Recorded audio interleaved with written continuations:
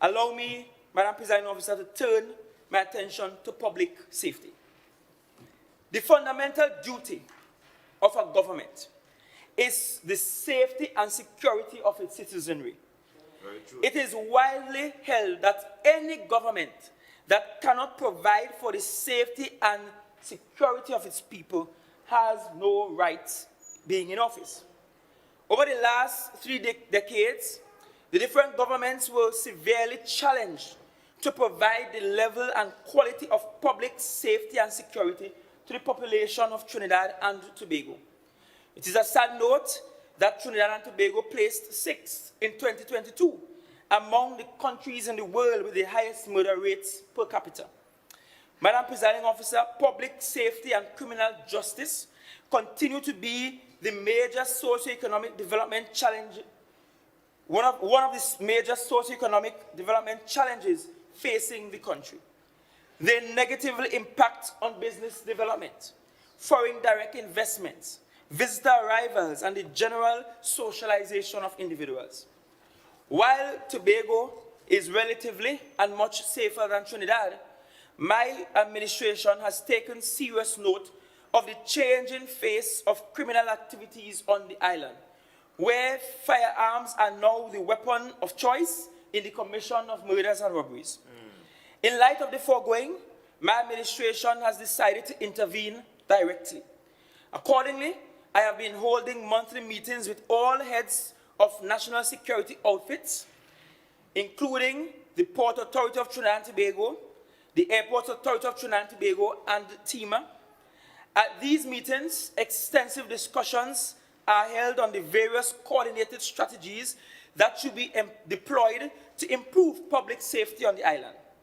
I gave my commitment, and I will give it now, that the THA will assist when necessary and possible towards ensuring that tools, other equipment, and the working environment needed to enhance the performance of these units are provided.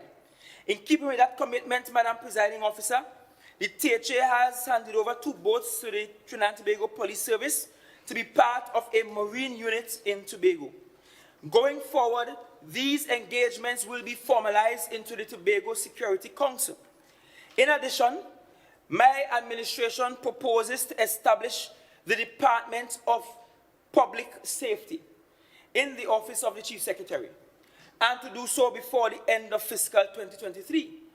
The core mandate of this department will be the supplemental and complementary delivery of public safety services, along with the Trinidad and Tobago Police Service, Fire Service, and other agencies of national security. Madam Presiding Officer, the DPS will also have the core function and responsibility for the protection and the security of physical assets, critical installations, and officials of the THA.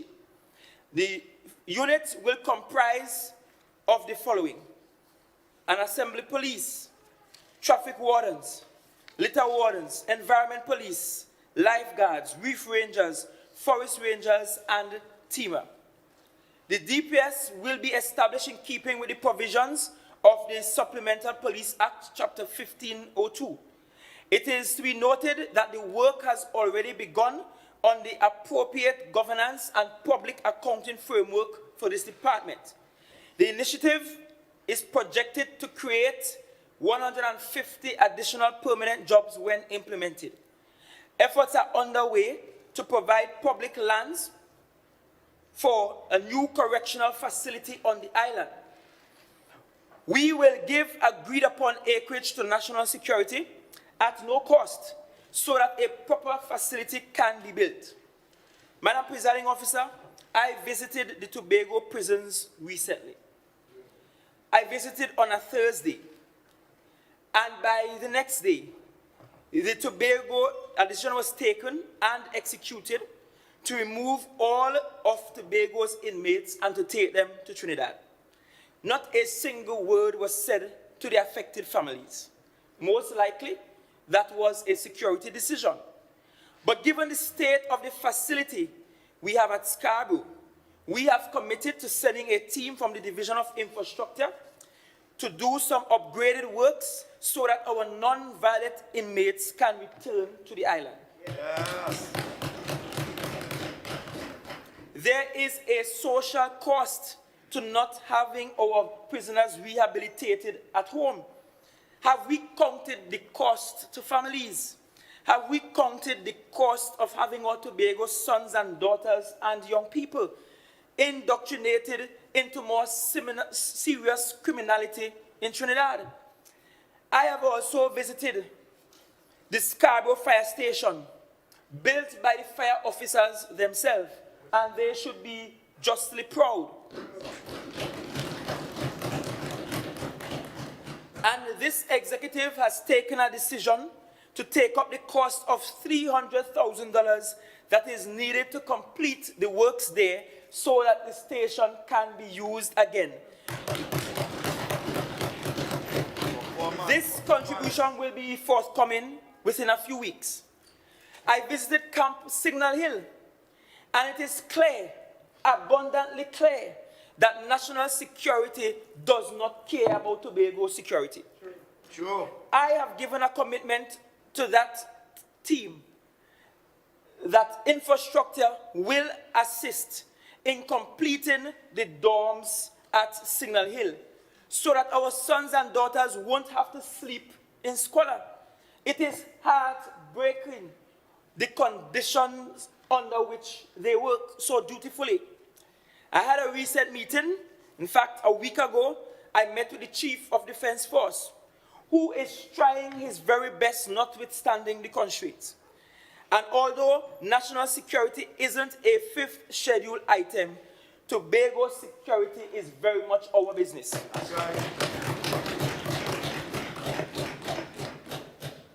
The Coast Guard operational base alongside the fishing depot in Scarborough, I have visited them as well, is in need of a new toilet facility and facilities to house women officers.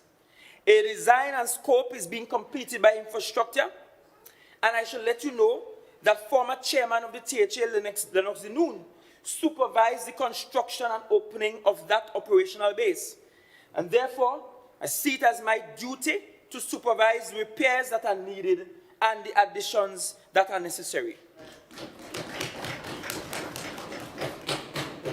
It should be noted that this executive is not the first one to give this kind of assistance to the national security apparatus. I will make the point again, therefore, Madam Presiding Officer, that we cannot want more autonomy and not want more responsibility. Only PNM doesn't want that. A commitment has been given to the cadets to have the legal paperwork done to ensure that they have legitimate use of the lands they were previously gifted at Signal Hill. The government quarters, which they now occupy in Shore Park, will be given some minimal upgrades, and we will assist in getting uniforms for their charges. The police station in Scarborough will get assistance in repairing their male and female dorms. And so, Madam Presiding Officer, we are doing more than our part with assisting with public safety and security.